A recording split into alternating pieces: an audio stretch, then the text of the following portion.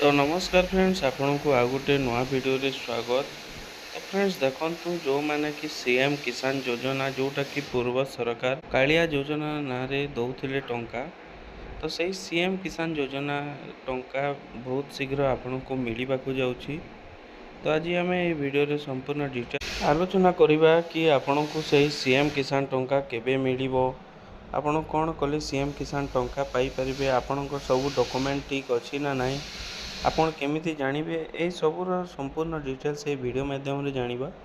तो ता पूर्व जदि आपण आम चैनल रे नुआ अछंती चैनल को सब्सक्राइब करि पाखरि थिबा बेल आइकन को दबाई देबे। तो चलंतु फ्रेंड्स देरी न करी वीडियो को स्टार्ट करिबा। तो फ्रेंड्स देखंतु सीएम किसान योजनार टंका जोटा कि प्रत्येक वर्ष 2 थर मिली थाए एवं प्रथम किस्ती मिली थाए अक्षय तृतीया रे एवं द्वितीय किस्ती मिली थाए आपणकर नुआखाई समय रे। तो सही अक्षय तृतीया आसंता एप्रिल 30 तारिख रे पड़ुची। तो यही एप्रिल 30 तारिख रे सरकार तरफ घोषणा हो जाइए। मु पूर्वर आपण को मो यूट्यूब चैनल माध्यम रे जणैथिली कि 30 तारिख आपण को टंका मिलिबो, किंतु एबे ऑफिशियली डिक्लेयर हो जाइए कि 30 तारिख टंका मिलिबो।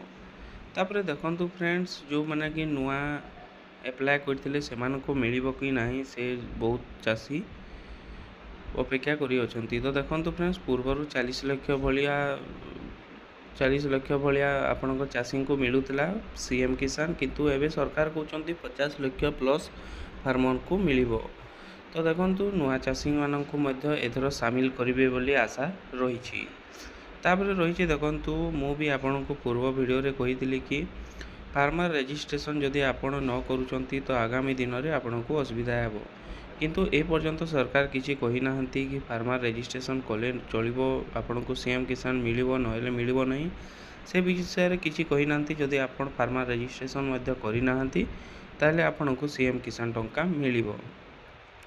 तापर फ्रेंड्स देखंतु मु आपण को सीएम किसान जो आपणकर सरकार कृषि विभाग तरफ ट्वीट करा जाइछि, तो सही ट्वीट को मु देखै देबा को चाहे कि सेठारे आपण कन्फर्म हो जिवे कि आसंता 30 तारिख रे अक्षय तृतीया रे आपण को टंका मिलिबो।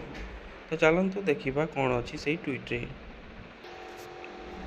तो देखंतु फ्रेंड्स जोटा कि कृषि विभाग ओडिशा तरफ सीएमओ ओडिशा लिखिछंती समृद्ध कृषक विकसित ओडिशा पवित्र अक्षय तृतीया अवसर रे खरीफ ऋतु निमंते सीएम किसान सहायता राशि बाबद राज्यर 50 लक्ष अधिक चाषी को 1000 कोटी रु अधिक सहायता राशि बंटन करेंगे श्री माननीय मुख्यमंत्री श्रीयुक्त मोहन चरण माझी।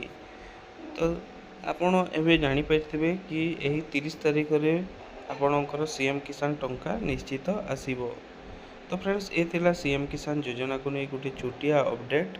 जदि अपडेट टी भल लगिला वीडियो को गोटे लाइक करेंगे, चैनल रे जदि फर्स्ट टाइम आसते चैनल को सब्सक्राइब करी पाखरि थिबा बेल आइकन को दबाई देबे। तो रोची फ्रेंड्स पुणी आ गोटे नुआ वीडियो सहित देखा। धन्यवाद।